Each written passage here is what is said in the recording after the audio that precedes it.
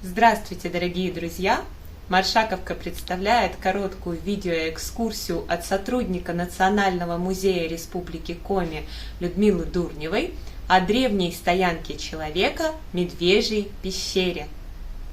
Стоянка Медвежья пещера находится в верховьях реки Печора и была обнаружена еще в 20-е годы 20 века.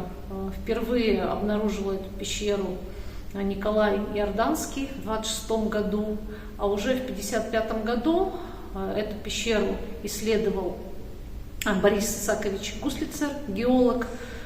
С 1959 года уже археологом Вячеславом Ильичем Коневцом была проведена разведка, и было спланировано, что 1960 год будут проведены такие полноценные археологические исследования данной стоянки.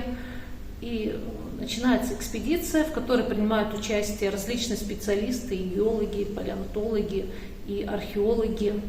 Стоянка оказалась очень интересной для многих специалистов, потому что это единственная стоянка с таким открытым гротом, очень хорошо пригодным для поселения там древних людей. Ну и уже первые находки подтвердили гипотезу специалистов, археологов, что действительно эта пещера, она была обитаема еще в эпоху Верхнего Палеолита или Древнекаменного века. Там были обнаружены скопления костей животных, представителей мегафауны, таких как мамонт, шерстистый носорог, тигролев, более 40 видов животных.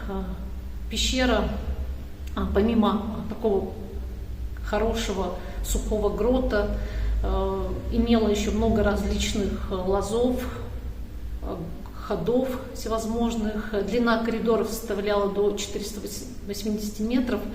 Не все они были исследованы. Археологические раскопки в основном проводились возле входа в пещеру и в основном в центральном гроте.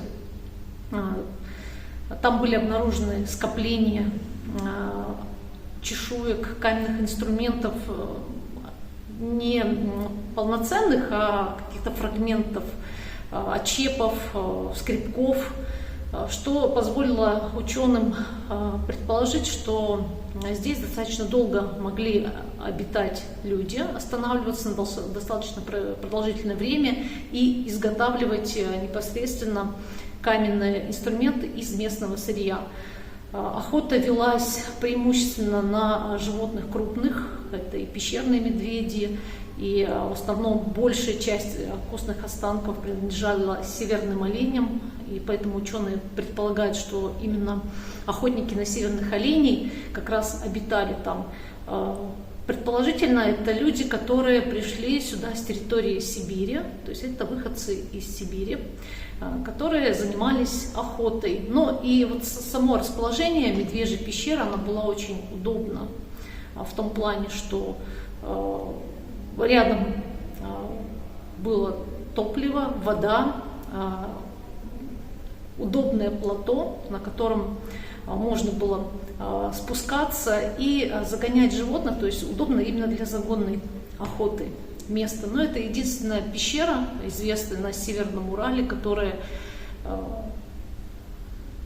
располагала для того, чтобы там люди поселились и обитали.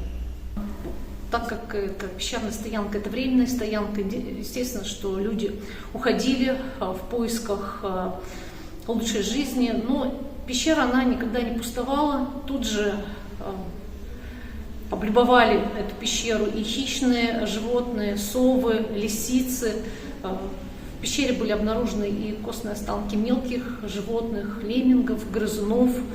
И даже вот геологи, палеонтолог Николай Кузьмич Верещагин, который посетил эту пещеру в 1961 году, тоже пришел к такой точке зрения, что эта пещера, конечно же, была обитаема и человеком, и животными. И животные проживали здесь по продолжительности гораздо больше, чем человек. Также в одном из проходов обнаружили скопление костных останков животных, это медведей, шерстистых носорогов, которые погибли естественной смертью, то есть не стали объектом охоты человека, а просто либо, находясь в спячке, те же самые пещерные медведи могли подвергнуться обрушению горных пород и погибнуть, либо же вот, часто в пещерах случаются такие наводнения, и находясь в спячке или на отдыхе, они могли просто утонуть вот из такого обилия водной массы, которая внезапно могла на них обрушиться. Полноценных таких орудий нет, потому что предполагается, что человек, когда ушел он не спонтанно, не случайно, он собрал все необходимые оружие в хорошем качестве, которые ему были необходимы, и вместе с ними ушел. То, что там обнаружено большое скопление, там более 520, по-моему, таких вот полуобработанных инструментов и много чешуек, это вот как раз уже фрагменты мусора, так сказать, который остался. Ну, а здесь зубы овцебыка, вот здесь вот овцебык, зуб мамонта, фрагмент, потом вот северный олень, с левой стороны клык северного оленя,